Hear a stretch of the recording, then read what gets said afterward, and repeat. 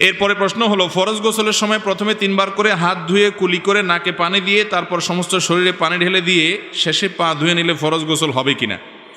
পুরা গোসল ফরজের পদ্ধতি চলে আসছে মাশাআল্লাহ। ফরজ গোসল আমরা কিভাবে করব এ বিষয়ে আমরা অনেক আগে বারবার বলেছি, আবারও বলি যেহেতু প্রশ্ন করেছেন। ফরজ গোসলের জন্য প্রথম কাজ হলো, শরীর বা কাপড়ে যদি কোনো জায়গায় নাপাক লেগে থাকে, বীর্য বা কোনো নাপাক লেগে থাকে, তাহলে আগে প্রথমে সেটা ধুয়ে ফেলবেন।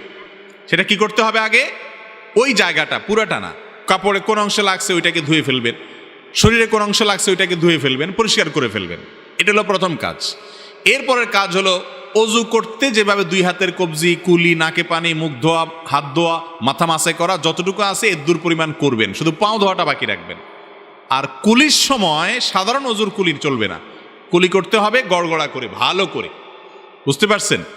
নাকে পানিও দিবেন ভালো করে। এরপরে আপনার শরীরে আপনি পানি ঢালেন, মাথায় কাঁধে পানি ঢালেন, 3 বার কমপক্ষে ঢালেন এবং ভালো করে ডলেন।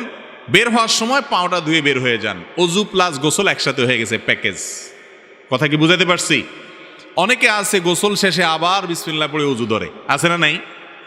এটা ভুল কাজ। হ্যাঁ, গোসল করতে করতে আপনার বায়ু বের হয়েছে, আবার অজুটা ভেঙে গেছে, তাহলে ভিন্ন কথা। মাঝখানে গোসলের মাঝখানে যদি, তাহলে আবার নতুন করে অজু করবেন। আর যদি এরকম কিছু না হয়, তাহলে অজুর সাথে গোসলের সাথে অজু অটোমেটিক হয়ে গেছে। এটা হলো সুন্নত তরিকার গোসল। ফরজ গোসলও এরকম, আর নফল গোসল জুমার দিন গোসল করা সুন্নত, সেই গোসল আপনি করতে গেছেন, এখন তো শরীর নাপাক লাগে নাই, তাহলে তো আর নাপাক ধোয়ার ব্যাপার নাই। ডাইরেক্ট হাত মুখ ধুইয়া, কুলি করে, নাকে পানি দিয়া, মুখ ধুইয়া, হাত ধুইয়া, মাতামাসি করে, এরপরে পানি ঢাইলা অজু গোসল করে আসার সময় পাও দুটো ধুয়ে বের হয়ে চলে আসবেন, বাস গোসল হয়ে গেল। বুঝাতে পারছি?